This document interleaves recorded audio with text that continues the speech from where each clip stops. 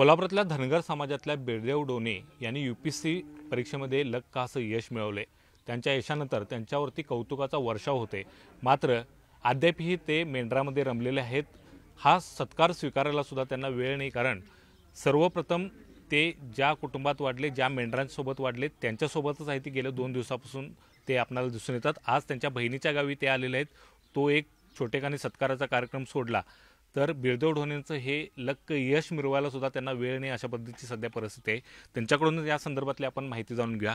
खरं तर सर्वप्रथम तुमचं न्यूज 18 लोकमतमध्ये स्वागत आणि अभिनंदन। इतकं मोठं यश मिळवलं। खरं तर इथपर्यंत पोहोचणं अनेकांची स्वप्न असतात, मात्र ते स्वप्न आता तुमचं पूर्ण झालंय। पहिली प्रतिक्रिया काय? सगळ्यात महत्त्वाचं तर UPSCच्या लिस्टमध्ये नाव येणं हे खूप भाग्याचं काम आहे। सो लिस्टमध्ये नाव आल्यानंतर खूपच भारी वाटलं आणि ही चांगली न्यूज माझ्या एका खूप जवळच्या मित्रांनी, निशांत देशमुख जो IFS आहे मणिपूर कॅडरचा, त्यांनी मला 2:30 वाजता दिली, परवा 2:30 वाजता। सो रिझल्ट ऐकल्यानंतर खूपच भारी वाटलं आणि 2-3 मिनटासाठी थोडा आनंदाश्रू असतातच। सो मग खूपच भारावून गेल्यासारखं वाटलं की जे लहानपणापासून आपण उराशी बाळगलेले जे स्वप्न आहे की सत्यात उतरवतंय एका क्षणातच, असं वाटलं की मग ते खूपच। तुमचा स्वतःचा रिझल्ट सुद्धा तुम्ही बघितला नाही आहे? हो, माझ्या ॲक्च्युली मित्रांनं मला 2:30 वाजता फोन करून सांगितलं की तुझा लिस्ट लागला आणि 551 वर रँक आला। कुठं होता त्यावेळी? मी ॲक्च्युली आमच्या मावशीच्या दिरांची बकरी कातरायला चालू होती आणि आईवडील माझ्या मामाच्या कटल्याला होते तिकडे दुसरीकडे। सो मग आम्ही 4 वाजेपर्यंत तिथे बकरी कातरली। मग त्यानंतर मग आम्ही मामाच्या कटल्याला गेलो जिथे आईवडील होते। खरं तर यश मिळवलंय। यश मिळवल्यानंतर कौतुक तर सगळेच जण करतात, मात्र इथपर्यंत पोहोचण्यासाठी जे कष्ट घेतलेले असते ते कुणालाच माहीत नसते। ते कष्ट जरा आमच्या प्रेक्षकांना सांगा। सगळ्यात महत्त्वाचं तर की म्हणजे टू मिनिमाइज माय जर्नी, म्हणजे आपण UPSCच्या जर्नीमध्येच फोकस करूया। ॲक्च्युली 2021 मध्ये UPSCचा क्लास लावण्यासाठी दिल्लीला जायचा हा निर्णय माझा घेतला होता, पण फायनान्शियल कन्स्ट्रेंट होते। सो माझा एक मित्र आहे जय पाटील म्हणून, मंगळवेढ्याचा आहे, त्यांचे आजोबा BT पाटील सर म्हणून होते, ते एका मंगळवेढ्याच्या शिक्षण संस्थेचे प्राचार्य आहेत। सो त्यांचा एक विद्यार्थी आहेत अजित शहा म्हणून पुण्याचे। सो त्यांनी मला UPSCचा क्लास जॉईन करायसाठी मदत केली आर्थिक, म्हणजे त्यांनी मला एकाच फोनवर 2,35,000 रुपये अमाऊंट माझ्या अकाउंटवर जमा केली। सो मी 2021 मध्ये नेक्स्ट IAS दिल्लीला क्लास जॉईन केला। त्यानंतर 2022 पर्यंत मी पहिला अटेम्प्ट तिथेच दिला, पण माझी काय पहिली अटेम्प्टमध्ये प्री क्लिअर नाही झाली। सो मग परत थोडे दिवस दिल्लीमध्येच राहिलो, थोडं मेन्सच्या इम्प्रूव्हमेंटसाठी काम केलं आणि मग 2023 मध्ये मी पुण्याच्या ज्ञानप्रबोधिनी कॉम्पिटेटिव्ह एक्झामिनेशन सेंटरमध्ये अभ्यासिकेला आलो। ॲक्च्युली तर JP मध्ये थोडं, आम्ही JP म्हणतो ज्ञानप्रबोधिनीला।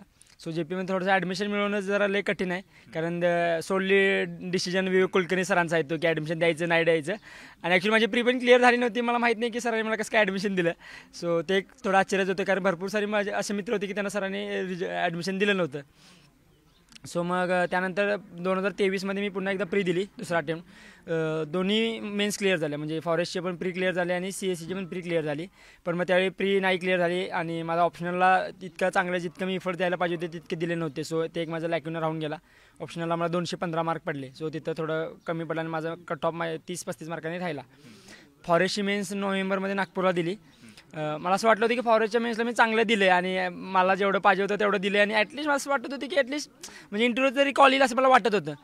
पण मग जानेवारीमध्ये रिझल्ट लागला आणि माझ्या 2 मित्रांचं मेन्स क्लिअर झाली होती, म्हणजे निशांत देशमुख जो आता आहे आणि अक्षय वडे जो आता IGNAPला ट्रेनिंग घेतोय, दोघांचं सिलेक्शन झालं। आम्ही 4 जणांनी एकत्र अभ्यास केला होता, पण माझं झालं नाही। मग ते थोडं 15 दिवस खूप डिफिकल्ट सिच्युएशनमध्ये होते ॲक्च्युली, म्हणजे डिमोटिवेटेड होते माणूस, डिसअपॉइंटेड होतं आणि सेल्फ डाऊट करायला चालू करते, यार करतोय ते बरोबर करतोय की नाही करतोय।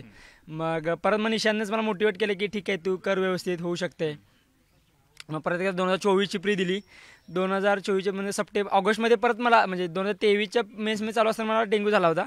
परत 2024ला मला मेन्सच्या वेळी डेंग्यू झाला, पण मला आणि वाटलं अरे यायला गंडलं वाटायला लागलं, म्हणजे यावेळी पण आता मेन्स जाते वाटायला लागले।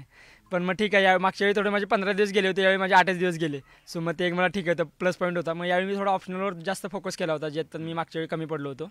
मग सप्टेंबरमध्ये मेन्स दिल्यानंतर मुंबईला आम्ही सोबतच होतो, ती मी आणि माझी मैत्रीण ती कोमल फडतरे म्हणून आम्ही एकत्रच मुंबईला राहिलो पण होतो आणि सोबत मेन्स पण दिली होती आणि सोबत अभ्यास पण ज्ञानप्रबोधिनी म्हणजे आम्ही तिघांनी, म्हणजे मी, निशांत आणि कोमल तिघांनी अभ्यास एकत्र केला होता। सो मग असं वाटलं होतं की मेन्स दिल्यानंतर की म्हणजे रिझल्ट जेव्हा असं वाटलं होतं की कोमलचं आन्सर रायटिंग मी बघितलं होतं, असं वाटत होतं की ॲटलिस्ट, म्हणजे मला माहीत नव्हतं की माझं होईल नाही होईल माहीत नव्हतं, पण असं वाटत होतं की ॲटलिस्ट कोमलचं तरी होऊन जाईल। पण ॲक्च्युअली रिझल्ट आला आणि निशांतचं पण झालं नाही आणि कोमलचं पण झालं नाही आणि माझं सिलेक्शन झालं, म्हणजे मेन्स क्लिअर झाली। सो मग त्यावेळी मला खूप वाईट वाटलं की यार, म्हणजे की मला असं खूप मनापासून वाटत होतं की ॲटलिस्ट कोमलचं होऊन जाईल असं मला वाटत होतं, पण मग ते झालं नाही। मग त्याबाबतीत त्यावेळी खूप मला वाईट वाटलं। पण मग 20 डिसेंबरला इंटरव्ह्यूचं शेड्यूल बाहेर पडलं आणि मला असं कळलं की 20 जानेवारीला माझा इंटरव्ह्यू आहे। पण मग ते की 1 महिन्याचा माझा डेट होता आणि मग ती जरा माझी म्हणजे म्हणजे म्हणू शकतो फाटली थोडीफार म्हणू शकतो आपण की आता 1 महिन्यामध्ये कशी UPSC प्रिपरेशन करायची आहे. सो मग परत निशांना सांगितलं की कमी वेळ असला की माणूस खूप चांगल्या प्रकारे करू शकतो. मग थोडं युनिक अकॅडमीचे ते पुण्याचे प्रवीण चव्हाण सर आहेत, त्यांनी मला थोडं इंटरव्ह्यूबद्दल 1-on-1 मॉक घेतले. म्हणजे बेसिक आपल्या गावाकडच्या मुलांना कसं काय माहीत नसतं की म्हणजे इंटरव्ह्यू म्हणजे काय किंवा काय करायला पाहिजे. सो सरांनी मला ॲक्च्युली कपडे कोणते घालायला पाहिजे, शूज कोणते घालायला पाहिजे, केस केवढी कट करायला पाहिजेत, या सगळ्या गोष्टी म्हणजे सगळं सांगितलं की सरांनी. मग माझे छोटे मिनी 1-on-1 मॉक्स घेतले. आणि मग त्यानंतर मी 4-5 जानेवारी माझ्या वडिलांचं किडनी स्टोनचं ऑपरेशन झालं कोल्हापुरात. सो पप्पांना ऑपरेशन थिएटरमधून बाहेर काढलं, ICUमध्ये शिफ्ट केलं. आणि मग तिथं सांगून दाजी आणि दीदी माझ्या हॉस्पिटलमध्ये होते, आई दाजी दीदी हॉस्पिटलमध्ये होते. आणि मग तिथून मी पुण्याला निघून गेलो. पुण्याला ज्ञानप्रबोधिनीला एक मॉक दिला आणि तिथून पुढे मी दिल्लीला निघून गेलो. दिल्लीला माझा मित्र विलास मोरे म्हणून आहे, तो त्याच्या रूममध्ये मी राहिलो. आणि सो मग 20 जानेवारी माझा इंटरव्ह्यू झाला. मग तेच मग परवा रिझल्ट लागल्यानंतर मग असं वाटलं की इतके दिवस आपण प्रयत्न करतोय तर त्याचं कुठेतरी फळ आपल्याला भेटले. वडिलांना दवाखान्यात सोडून तुम्ही निघून गेला, मात्र आता ही ज्यावेळी यश मिळालं त्यावेळी वडिलांची प्रतिक्रिया काय होती? त्यांना नेमकं समजलं तरी की आपला मुलगा काय झाला? ॲक्च्युली सगळ्यात मोठा कोइन्सिडन्स म्हणजे माझा ज्यावेळी मेन्सचा रिझल्ट आला होता त्या दिवशी मी वडिलांना घेऊन हॉस्पिटलमध्येच होतो, DY पाटील हॉस्पिटलमध्ये.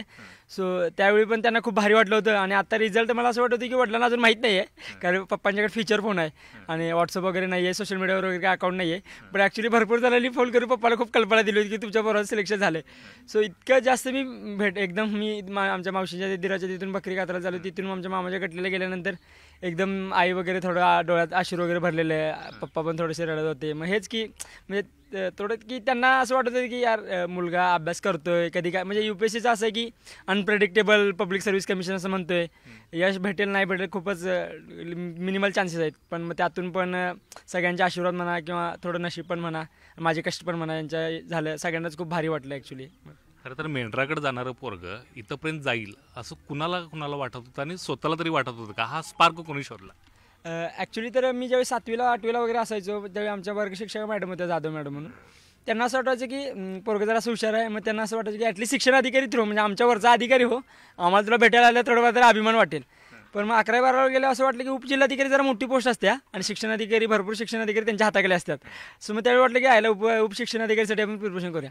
पण मग ज्यावेळी पुण्याला माझं कॉलेज ऑफ इंजिनिअरिंग COPमध्ये माझं ॲडमिशन झालं 2017-18मध्ये आमच्या कॉलेजचे एकाच वर्षी 15-16 मुलं UPSCच्या फायनल लिस्टमध्ये आले. आणि त्यामुळे अशी काही मुलं होती की ज्यांचा CGPA माझ्यापेक्षा कमी होता आणि ते माझ्या सोशो इकॉनॉमिकली सिमिलरली सिच्युएटेड होते. मग असं मला वाटलं की अरे हा करू शकतो तर आपण पण करू शकतो. मग that was a spark which ignited the fire within me. So मग मला त्यानंतर मग चांगल्या मित्रांची संगत भेटत गेली. म्हणजे जय पाटील असो मंगळवेढाचा किंवा वैभव पिंपरे असो हिंगोलीचा, त्यांचे घरचे पण खूप चांगले माझ्यावर चांगलं मार्गदर्शन भेटत गेलं मला. आणि चांगले मदतीचे हात सरसावले योग्य वेळेच्या वेळी, त्यांनी पण मला मदत केली. सो मग हेच की दादाचा माझा खूप सपोर्ट राहिला. त्यानं स्वतःच्या स्वप्नावर पाणी फिरून मला माझं स्वप्न पूर्ण करायसाठी खूप मदत केली मला. सो मग दादाला असं वाटत होतं की मग भाऊ म्हणजे UPSCचं माहीत नाही पण ॲटलिस्ट काहीतरी प्रशासकीय अधिकारी बनेल. इतका कॉन्फिडन्स तर मला माझ्यापेक्षा जास्त दादावर होता आणि त्या माझ्या मित्राला होता निशांत देशमुखला की ॲटलिस्ट ह्याचं सिलेक्शन होऊन जाईल म्हणून. पण टू बी फ्रँक मला असं वाटत नव्हतं की लिस्टमध्ये नाव येईल. पण आता लिस्टमध्ये तर नाव आलं, पण तुम्ही अभ्यास कशा पद्धतीने करा? कारण इतकं सोपं नाही की इथंपर्यंत पोहोचणं. अभ्यास तर असं होतं की माझा रेग्युलरली UPSCचा अभ्यास तर 6 to 8 hours होता. म्हणजे सकाळी उठण्यापासून तर रात्री 11ला झोपण्यापर्यंत नॉर्मल तर 6 to 8 hours होता.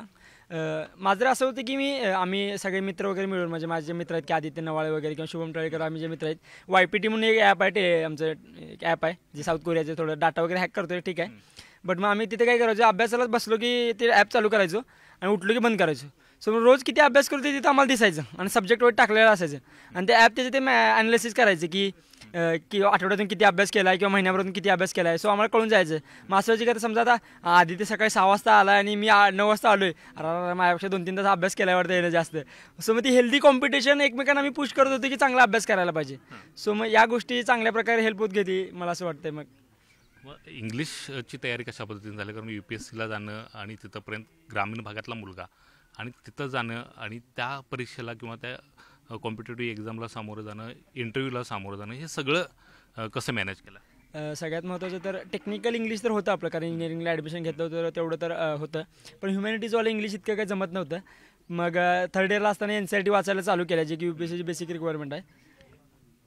सॉरी. पण मग सुरुवातीला जे इंग्लिशमधले डिफिकल्ट शब्द होते त्यांचे मराठीमध्ये अर्थ लिहून काढायचो मी ते NCERTच्या बुकवरच.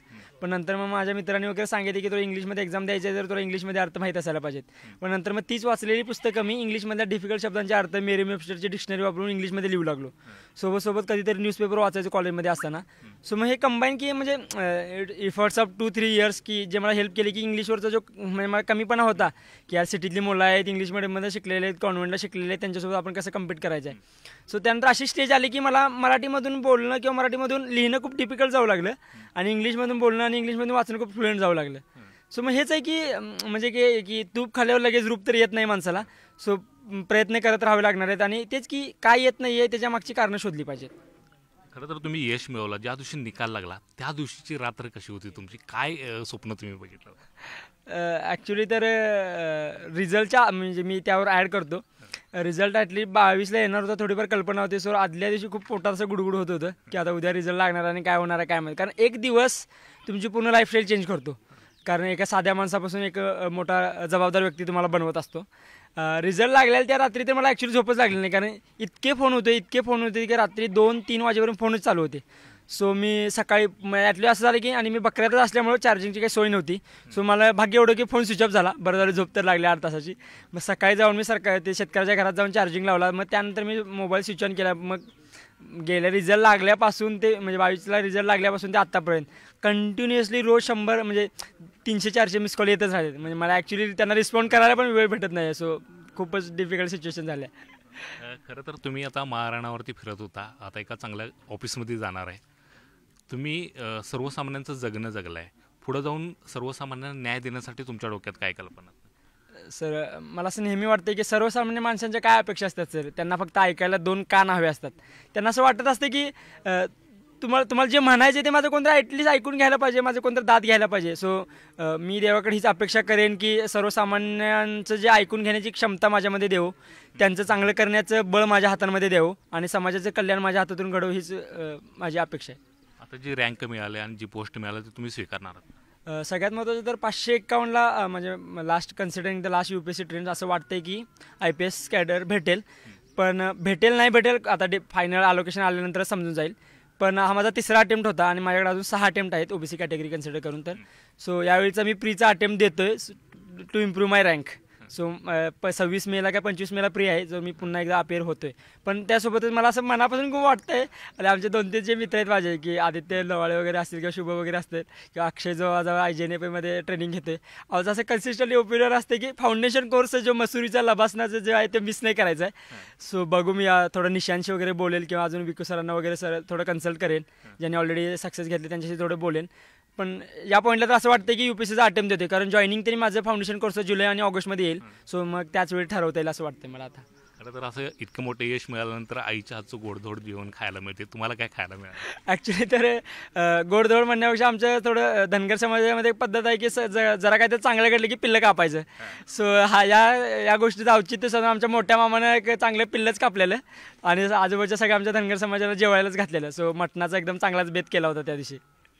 नक्कीच ही तुमची कारकीर्द आहे ते अनेकांना प्रेरणादायी आहेत. मात्र तुम्ही या ग्रामीण भागातले किंवा तुमच्यासारख्या युवकांना इथंपर्यंत पोहोचण्यासाठी काय एक सल्ला द्याल? जे माझ्यासारखे युवक आहेत जे ग्रामीण भागातून आणि स्पर्धा परीक्षा तयार करतात किंवा कोणत्याही क्षेत्रामध्ये सध्या झगडत आहेत त्यांना मी एवढंच म्हणेन की प्रयत्न करत राहा, चांगल्या मित्रांची संगत ठेवा, व्यसनांपासून लांब राहा आणि तुमच्या जडणघडणीच्या काळामध्ये सोशल मीडियावरून थोडं डिकनेक्टेड राहा. कारण जितका वेळ आपण सोशल मीडियावर घालतो तितका वेळ आपल्या स्वतःच्या घडणीवर घातले तर ते थेंबे थेंबे तळेसाचेनुसार मल्टिप्लायर इफेक्ट होतो आणि ती खूप मोठी गोष्ट आपल्याला इम्पॅक्ट करत असते. आणि ज्याचा म्हणजे मी तुमच्यासमोर मी स्वतः अनुभव आहे की ज्याचं प्री आणि किंवा मेन शाळी माझं स्वतःचं व्हॉट्सअप फेसबुक किंवा इंस्टाचे अकाउंट बंद असायचे माझे. सो माझं सर्व विद्यार्थ्यांना हाच असेल की परिस्थितीची जाणीव ठेवून चांगल्या मित्रांची संगत ठेवा, व्यसनांपासून लांब राहा आणि आपल्या प्रयत्नांशी चांगल्या मार्गाने झगडत राहा. बस. नक्कीच आपण स्वप्न पाहिलेली ती पूर्ण होतात. त्यासाठी बिरदेव यांनी दिलेला जो सल्ला आहे तो सल्ला अंमलात आणला तरच हे सगळं शक्य आहे आणि सर्वसामान्य व्यक्तीसुद्धा इथंपर्यंत पोहोचू शकतो. हे बिरदेव यांच्या रूपानं आहे ते आपल्याला समोर आले. बिरदेव यांचा प्रवास हा नक्कीच प्रेरणादायी आहे. न्यूज 18 लोकमतच्या सुद्धा त्यांना या प्रेरणादायी वाटचालीसाठी शुभेच्छा असतील. Cameraman Sandeep Patil, Dnyaneshwar Salunkhe, news 18 Lokmat, Karnataka.